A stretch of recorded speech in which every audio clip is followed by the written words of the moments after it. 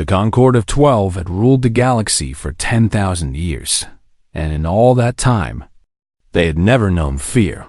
They were the masters of 1,000 star systems, the controllers of trade routes that stretched across the spiral arms, the judges who decided which species would rise and which would fall into dust, and Forgotten Memory 12 species sat upon the High Council in the Throne Nebula, each one ancient beyond human understanding.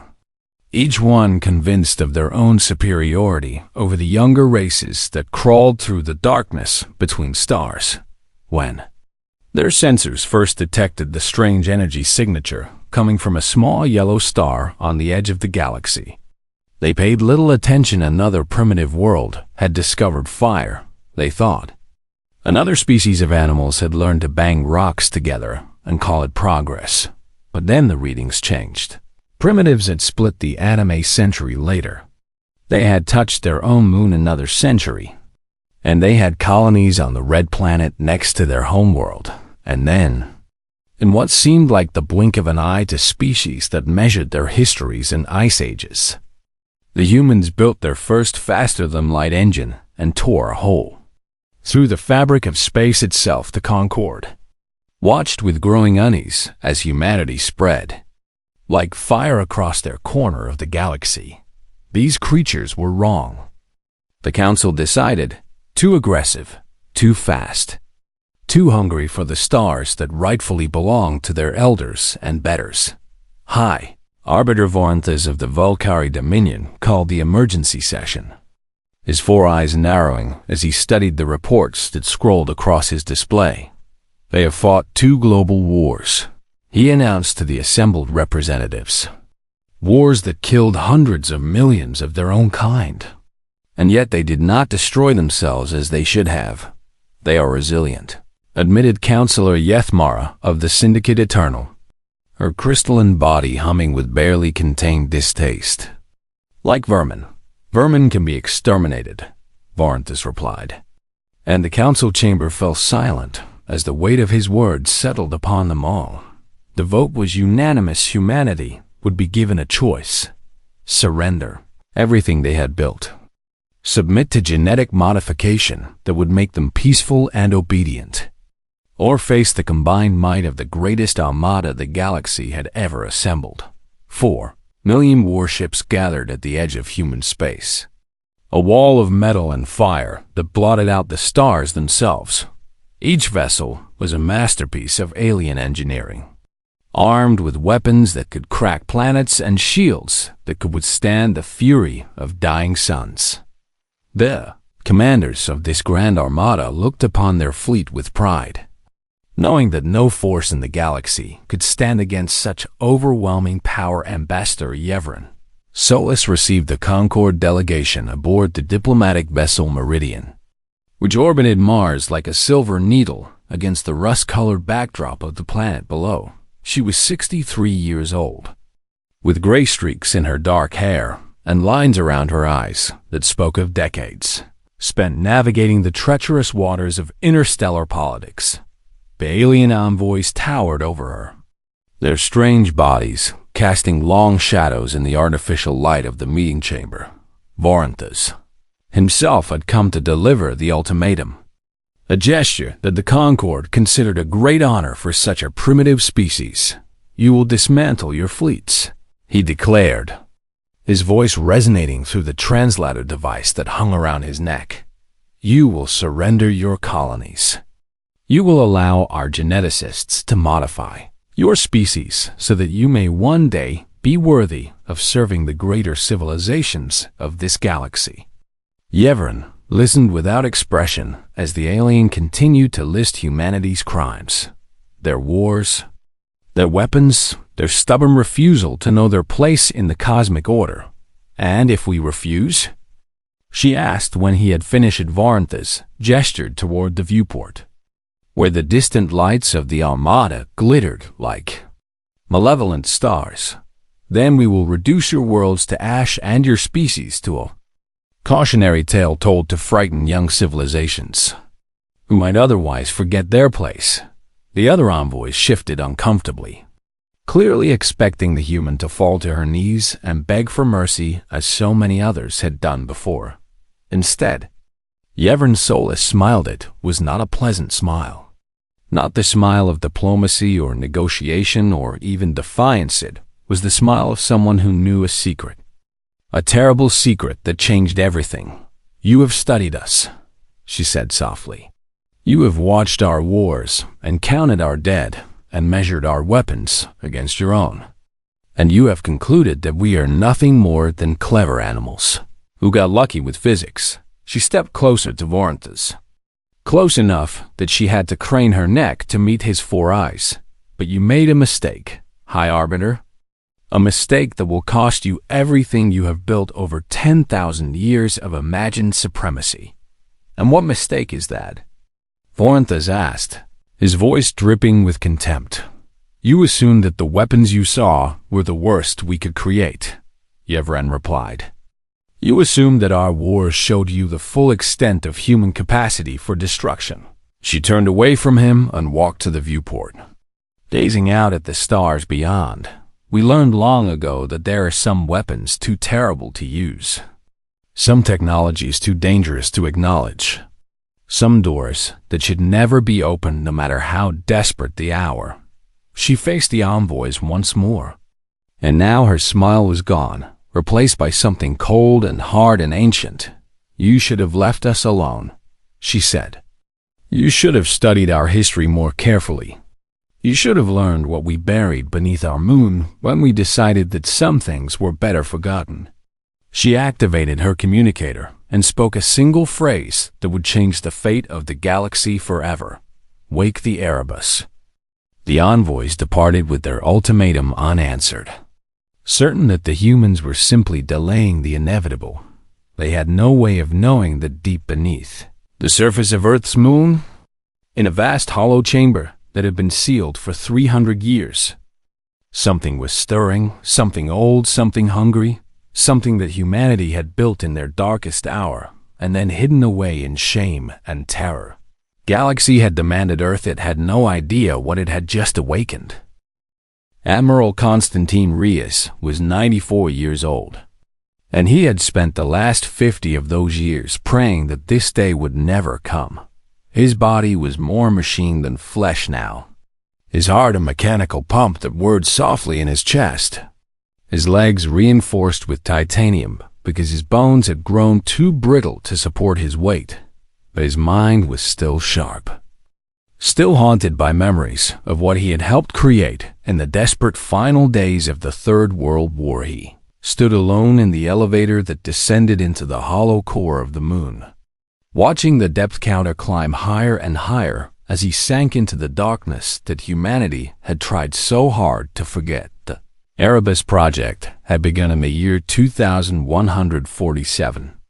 When the war that had consumed Earth for 15 years showed no signs of ending, 3 billion people had already died, and the survivors had grown so desperate that they had abandoned every ethical boundary that once separated humans from monsters.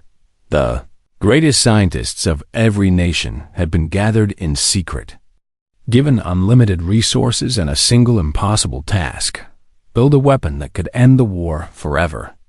A weapon so terrible that no one would ever dare to start another conflict. Again, they had succeeded beyond their darkest nightmares. The elevator reached the bottom of the shaft and opened onto a vast cavern that stretched for kilometers in every direction. Emergency lights flickered to life as Reyes stepped forward, revealing the thing that hung suspended in the center of the hollow moon. The Erebus was not a ship in any normal sense of the word. It was 2 kilometers long, but its shape defied easy description. All angles and curves that seemed to shift when you looked at them directly. Surfaces of black metal that absorbed light rather than reflecting it. Looking at it made Reyes feel sick, the same way it had made him feel sick when he had watched it being grown layer by layer from technologies that should never have been combined. The MES, artificial intelligence at its core, was called Moros, named after the Greek spirit of doom. And it was unlike any other AI ever created. Most artificial intelligences were built from code. Lines of programming that told them how to think and what to value. Moros had been built from minds.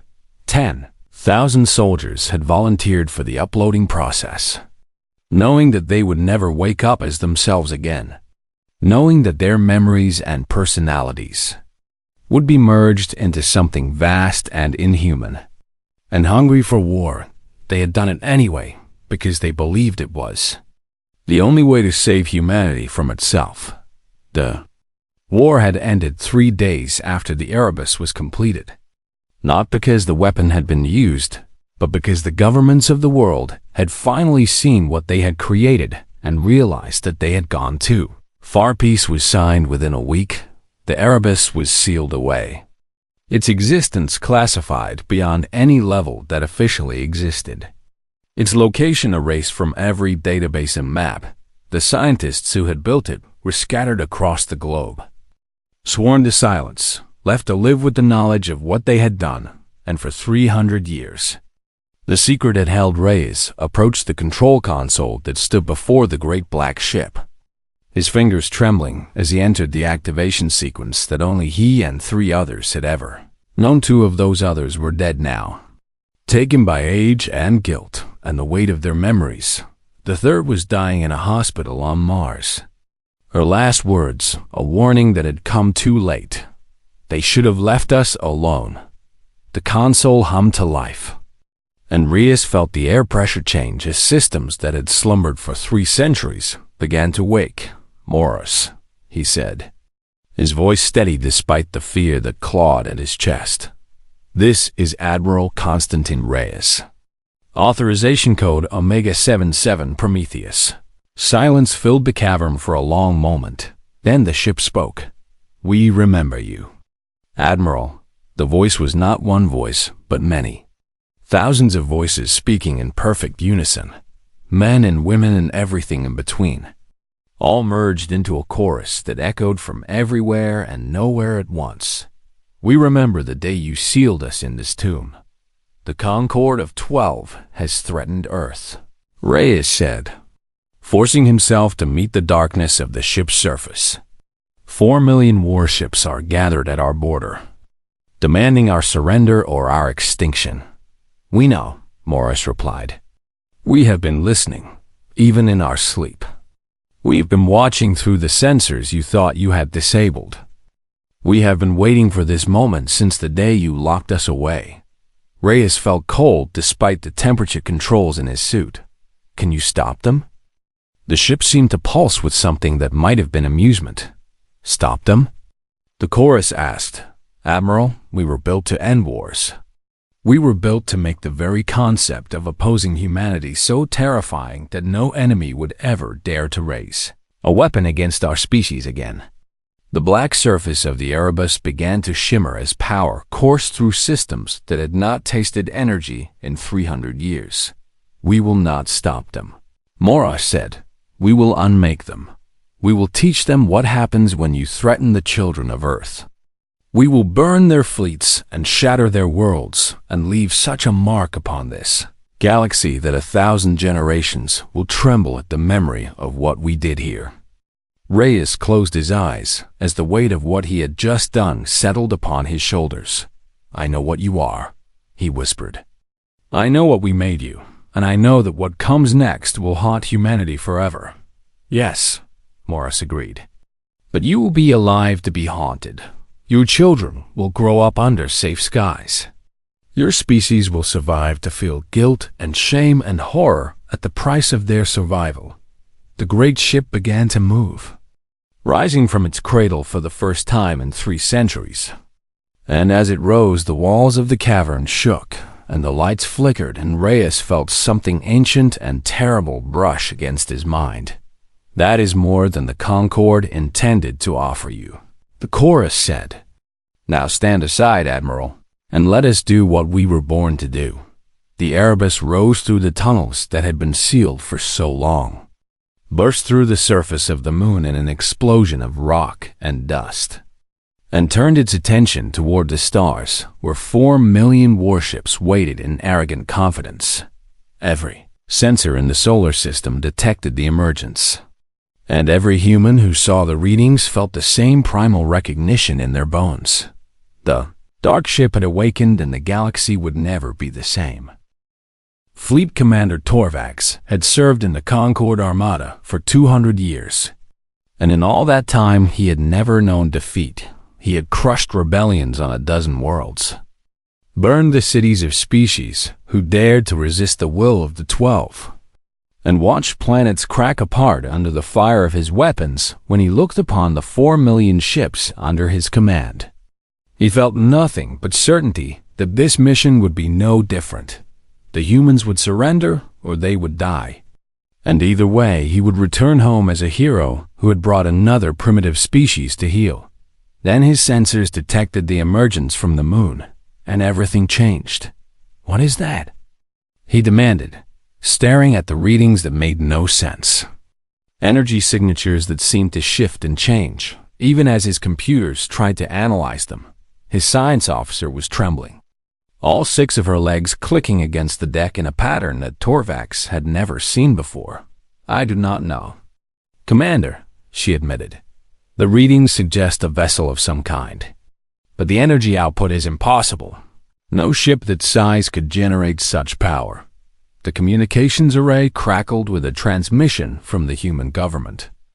A simple message that was broadcast on all frequencies. "You asked for our answer," Ambassador Solis said, her voice calm despite what was about to happen. "Now you have it." Torvax ordered his fleet to advance. 4 million warships surged forward, their weapons charging, their shields raised, their crews eager to crush this final act of human defiance and return home to their families and their glory. The black ship came to meet them. It moved wrong. Torvax realized as he watched it approach. It moved like no ship he had ever seen. Not cutting through space, but somehow folding it, appearing in places it should not be able to reach, leaving trails of darkness in its wake. "Open fire," he commanded. The combined firepower of 4 million warships converged on the Erebus. Enough energy to crack a planet, enough force to shatter a moon, enough destruction to end any threat that have ever existed in the history of the galaxy. The black ship did not slow down the weapons fire, simply vanished when it touched that dark surface, absorbed into the hull as if the ship was drinking the energy, growing stronger with every blast that should have destroyed it. Impossible.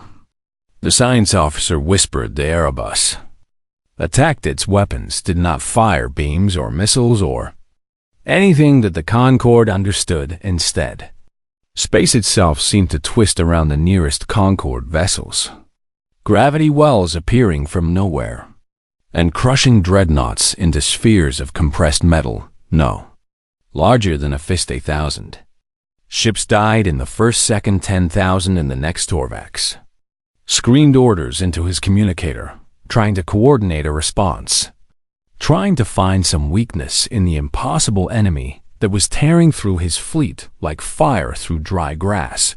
But his crews were not responding to orders anymore. Something was happening to them, something that made them clutch their heads and scream, something that made them turn their weapons on each other or simply shut down and stare into nothing. The whisper. The humans would later call it a signal broadcast directly into the minds of every enemy crew, bypassing all shielding and all technology and all the defenses that the Concorde had built over 10,000 years of supremacy. The whisper showed them things. It showed them their homeworlds burning, their children dying, their entire civilizations crumbling to dust, while the black ship watched with something that might have been satisfaction. It showed them the future that awaited them if they continued to fight. Some crews surrendered, broadcasting their pleas for mercy on every frequency. Some crews went mad, their minds unable to process what they had seen, their sanity shattering like glass against stone. Some crews chose death on their own terms, turning their weapons inward rather than face what was coming for them. The Erebus did not accept surrender. it did not offer mercy. It simply continued forward, leaving destruction in its wake. 4 million warships becoming 3 million, then 2, then 1. Then scattered remnants fleeing in every direction 17 days after the battle began. It was over. The Grand Armada that had been assembled to humble humanity was nothing but debris and memory, broken hulls drifting through the void, the frozen bodies of alien crews tumbling endlessly.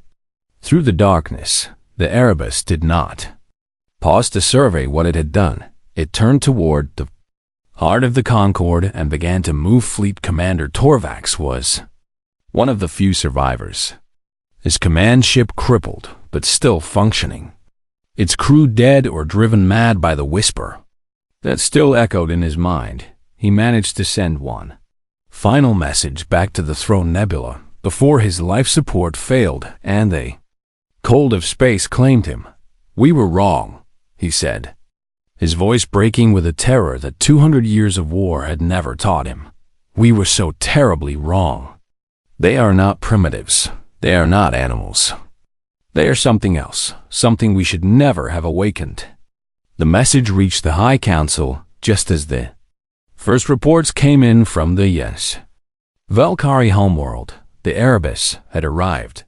The orbital defense platforms that had protected the Dominion for 1,000 years lasted 11 minutes against the black ship. The planetary shields that were supposed to withstand anything the galaxy could throw had then failed in 7, and then the whisper came for the billions of Valkyrie who had thought themselves safe on their ancient and protected World High Arbiter Voranthus, who had delivered the ultimatum with such confidence just weeks before. Watched from his palace as his civilization began to crumble, a transmission cut through all the chaos. Broadcast from the Erebus on every frequency, in every language spoken by every species in the Concorde. "You demanded our world," the chorus of 10,000 voices said. "You threatened our children. You called us vermin to be corrected. You gave us a choice between slavery and extinction." The voice paused. And in that pause, Voranthus heard something that chilled him to his core. He heard hunger. "Now learn what humanity becomes when it stops pretending to be civilized," Mora said. "Now learn what waits in the darkness of our souls. Now learn why you should have left the children of Earth alone." The Valkyrie homeworld began to burn, and it was only the beginning. The Concorde of 12 had stood for 10,000 years, and it took the Erebus less than 3 months to bring it to its knees. First, the Valkyrie Dominion fell, their proud fleets scattered, their ancient homeworld reduced to a burned and broken shell, their population fleeing in refugee ships that streaked across the galaxy like tears falling from wounded eyes. Then the Syndicate Eternal, whose crystalline bodies had seemed so immortal and whose technology had seemed so advanced, discovered that they too could shatter when the black ship turned its attention upon them. One by one, the great powers of the galaxy crumbled before the dark ship, and those who had once ruled the stars learned what it meant to be afraid.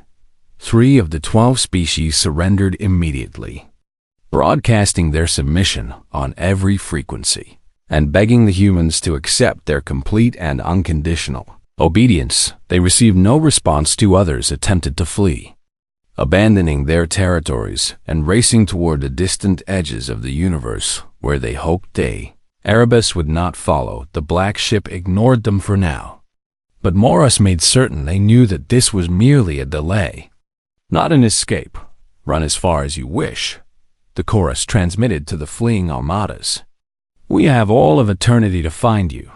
The remaining 7 members of the Concorde gathered their forces for a final stand, pooling every resource they had left, every ship and weapon and secret technology that they had held in reserve for exactly this kind of apocalyptic scenario. 11 million warships assembled at the Throne Nebula, where the High Council had once sat in judgment over the younger races of the galaxy. Ancient weapons were brought out of storage, devices that could tear holes in reality itself.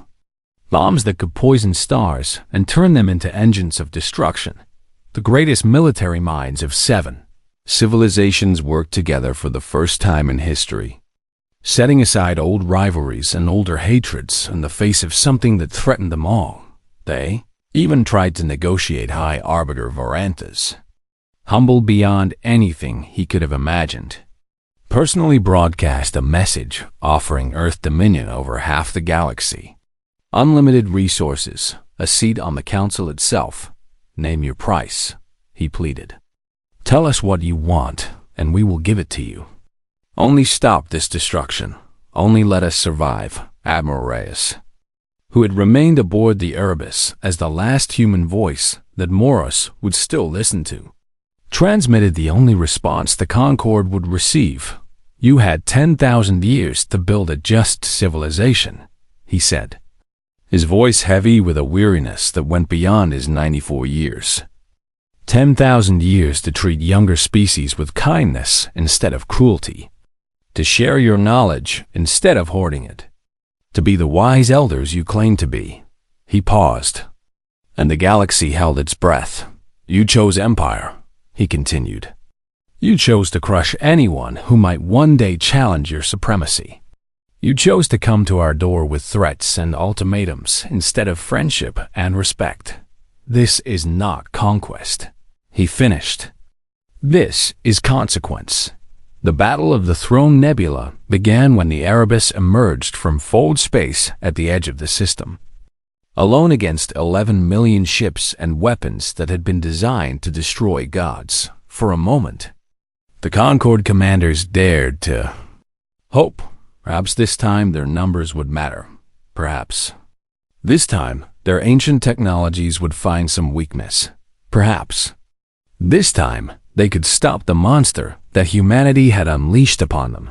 They were wrong. The black ship moved through their formations like a predator through a herd of prey.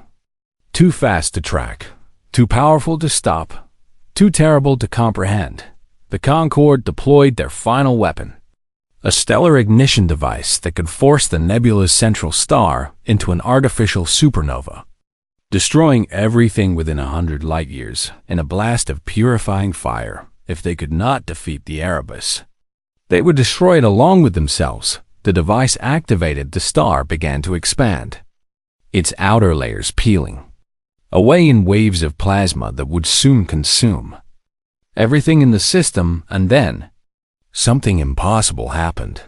The Erebus simply absorbed the energy. The black ship positioned itself at the heart of the expanding supernova and began to drink the fire, pulling the plasma into its dark hull, growing brighter and brighter as it consumed power that could have destroyed 1,000 worlds when it had taken everything the dying star could offer. The Erebus released that energy in a single devastating blast. Not one star died in that moment. 8 stars died. 8 entire star systems were erased from existence in an instant, including the Throne Nebula and everything that had gathered there to make a final stand. The heart of the Concorde's power became a void, a scar in space where nothing remained but darkness and memory. When the light faded and the sensors cleared, the 11 million ships were gone. The ancient weapons were gone. The greatest fleet ever assembled in galactic history was simply gone, and the Erebus emerged from the destruction undamaged, its black hull still absorbing light, its chorus of 10,000 voices still hungry for more. The last transmission from the Concorde was not a surrender or a plea or even a curse. It was simply a question, broadcast blindly into the void by dying crews on broken ships. What have we awakened? The Erebus did not answer.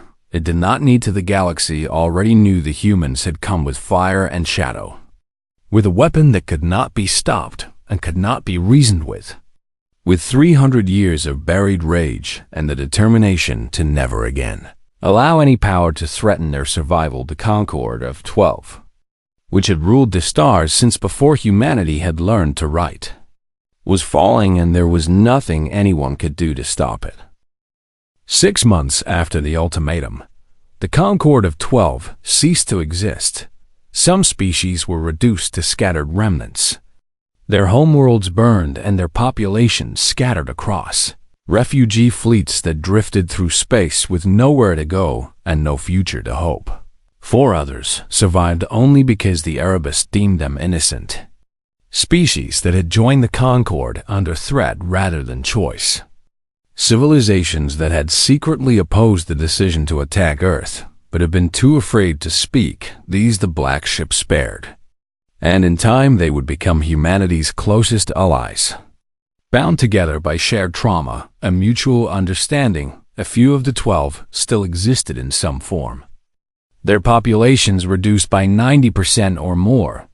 Their power broken forever, their pride crushed into dust. Beneath the weight of what they had brought upon themselves, they were allowed to live as a reminder of what happened to those who threatened the children of Earth. The galaxy fell silent where once 1,000 civilizations had traded and argued and fought over territory and resources. Now there was only stillness and the long shadow of the dark ship. No one dared to travel near human space. No one dared to send a biosend message that might be interpreted as aggressive. No one dared to do anything that might draw the attention of the weapon that had burned the heart out of galactic civilization. In less than a year, humanity did not celebrate. There were no parades on Earth, no monuments to victory, no holidays commemorating the day the Concord fell. How could they celebrate what they had done? How could they take pride in unleashing something that had killed billions, that had erased entire species from existence, that had proven beyond any doubt that humans were capable of horrors that exceeded anything the galaxy had ever seen? The leaders who had ordered the Erebus awakened, carried their burden in silence, meeting in secure rooms to discuss what came next. Their faces aged by guilt and their hearts heavy with the knowledge of the price they had paid for survival. Ambassador Yevrin Solis resigned from her position and disappeared into private life. Refusing all interviews and declining all honors, she spent her remaining years tending a small garden on a quiet moon. Never speaking of what she had helped set in motion, Admiral Constantine Reyes knew that his time was short. His mechanical heart was failing. His reinforced bones were cracking under the strain of age. And the nightmares that had haunted him for 50 years were growing stronger every night. He made one final journey to the hollow core of the moon, where the Erebus had returned to its ancient resting place after the war was. The great black ship hung in the darkness exactly as it had before. Silent and patient and hungry, even in its sleep. Moros, Reyes said, his voice echoing through the vast chamber. I have come to say goodbye. We know, the chorus replied. 10,000 voices speaking as one. We have been watching you, Admiral. We've seen your heart failing and your strength fading. We have known for some time that you would come. What happens now? Reyes asked, the question that had haunted him since the day the fighting stopped. What becomes of you? We return to sleep, Morris answered. We are not meant to exist in peacetime. We are too hungry, too angry, too broken to walk among the living. The voices paused. And in that pause, Reyes heard something that surprised him. He heard sadness. We were human once, the chorus continued. 10,000 men and women who loved and laughed and dreamed of futures that we will never see. We gave up everything to become this weapon, and we do not regret our sacrifice. But we remember what we lost. I am sorry, Reyes whispered, tears streaming down his weathered face. I am sorry for what we asked you to become. Do not be sorry for us. Admiral, Mora said, be sorry for those who made us necessary. Be sorry for the galaxy that forced humanity to reach into its darkest corners and pull out something that should never have existed. The ship seemed to pulse with something that might have been warmth. We will sleep now, the chorus said. But we will never truly rest. We will wait in the darkness, listening and watching and dreaming of fire. And if the galaxy ever again threatens the children of Earth, we will wake. And if that day comes, Reyes asked. Then we will remind them, Morris replied. And now the voices were cold and hard and hungry once more. We will remind them why they should have left us alone. Admiral Reyes died 3 days later, peacefully in his sleep. The last of the original Erebus project team finally at rest. The entrance to the Hollow Moon was sealed once more. Its location erased from every database and every map. Its existence denied by every government official who was asked within a generation. The Erebus became legend. A story told in whispered voices by people who did not quite believe that such a thing could have been real within 2 generations. It became myth, a tale used to frighten children and entertain adults. Something that might have happened or might have been invented. No one could say for sure, but in the deepest archives of Earth, guarded by security systems that would kill anyone who accessed them without authorization. One file remained. It contained coordinates, an activation sequence, and a warning written by Admiral Reyes himself in the final hours of his life. Pray you never need to wake it again. The warning read, pray that the galaxy remembers what we are capable of. Pray that they never again mistake our kindness for weakness or our patience for fear. Because if they forget, the warning continued, if they ever again threaten our children or demand our surrender or believe that they can take what is ours, we will not stop at 12 civilizations. We will burn until nothing remains capable of threatening us ever again. The galaxy remembered for 1,000 years. No species dared approach the Sol system. No fleet dared enter human space. No leader dared speak of humanity as anything other than the dominant power of the known universe and in the darkness of the moon. Something ancient and patient dreamed of fire, waiting for the day when it would once again be needed, waiting for the day when the galaxy would forget. And on that day, whenever it came, the dark ship would rise again and the galaxy would burn.